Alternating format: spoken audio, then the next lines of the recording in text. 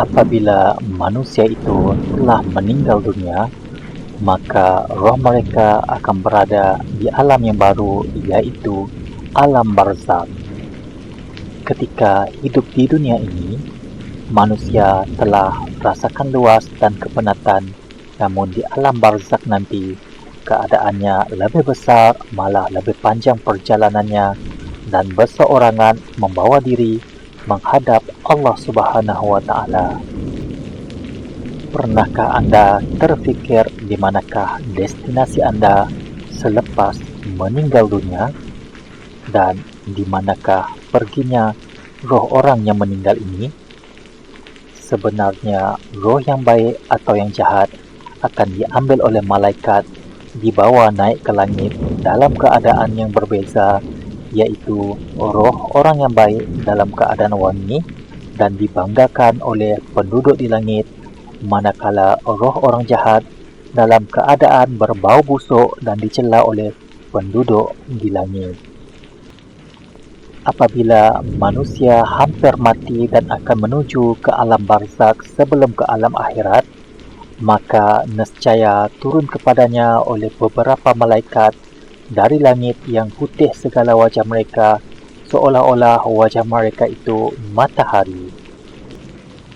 Ada bersama malaikat-malaikat itu kain kafan daripada kain-kain syurga dan wangian dari wangi-wangian syurga, sehingga para malaikat itu duduk sejauh mata memandang dari orang tersebut.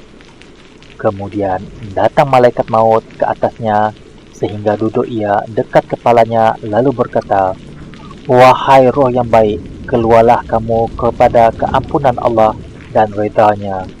Maka mengalir rohnya seperti menitis air dari tempat minum. Kemudian diambil rohnya itu, dan setelah diambil rohnya itu, tiadalah dilepaskan walau sekelip mata jua pun, sehingga sekalian malaikat yang turun itu mengambilnya pula, dan mereka meletakkannya pada kain kafan daripada syurga itu dan meletakkan wangian ke atasnya, sehingga keluarlah dari roh itu bau seperti wangian kasturi yang paling wangi di bumi. Kemudian mereka membawa roh itu naik, maka tidaklah mereka lalu dengan roh itu akan satu kumpulan dari malaikat, melainkan kumpulan malaikat itu akan berkata, "Roh siapakah ini? Sangat harum baunya." Maka malaikat yang membawa roh itu menjawab, "Inilah roh si Fulan bin si Fulan dengan sebaik-baik namanya yang mereka namakan dengannya di dunia." Dan oleh itu, sesungguhnya seorang hamba yang kafir dan di riwayat hidupnya melakukan perbuatan yang jahat, apabila hampir dengan saat kematiannya dan berhadap kepada negeri akhirat, nescaya turun dari langit beberapa malaikat yang hitam, segala wajah mereka bersama mereka ada sehelai kain yang kasar, lalu mereka duduk dari orang jahat itu sejauh mata memandang.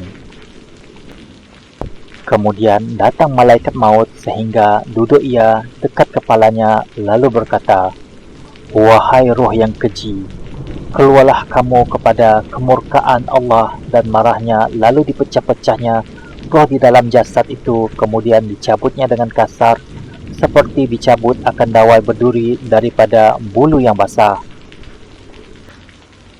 Maka malaikat maut mengambilnya, dan apabila dibawanya, tidak dibiarkan sekelip mata jua pun pada tangannya, hingga mereka membungkusnya di dalam kain kasar itu, lalu keluar daripadanya bau yang sangat busuk, seperti bau bangkai yang paling busuk di bumi. Kemudian para malaikat membawanya naik, maka tiadalah tiap kali melalui sekumpulan malaikat, kecuali mereka akan bertanya, "Roh siapakah yang sangat keji itu?" Maka malaikat yang membawanya menjawab, "Inilah si Fulan bin si Fulan dengan namanya yang paling buruk yang dinamakannya di dalam dunia." Kemudian rohnya dikembalikan ke jasadnya, lalu dia mendengar bunyi langkah kaki mengiringi jenazahnya ketika dia pulang dari kubur. Kemudian datang dua malaikat mengerang dengan kuat, Mereka mendekati mayat itu dan mendudukkannya. Mereka bertanya, "Siapakah Tuhanmu?" Orang kafir itu menjawab, "Ah, aku tidak tahu." "Apakah agamamu?" tanya malaikat. "Ah, aku tidak tahu," jawab si kafir. "Siapakah yang diutus di antara kamu?" Orang kafir itu tidak dapat menyebut namanya. Kemudian dia diingatkan oleh malaikat. Nama dia Muhammad. Orang kafir itu hanya mampu berkata, "Ah, aku tidak tahu. Saya hanya mendengar orang berkata begitu." Malaikat menggertak lagi. "Anda tidak tahu dan Anda tidak mahu tahu."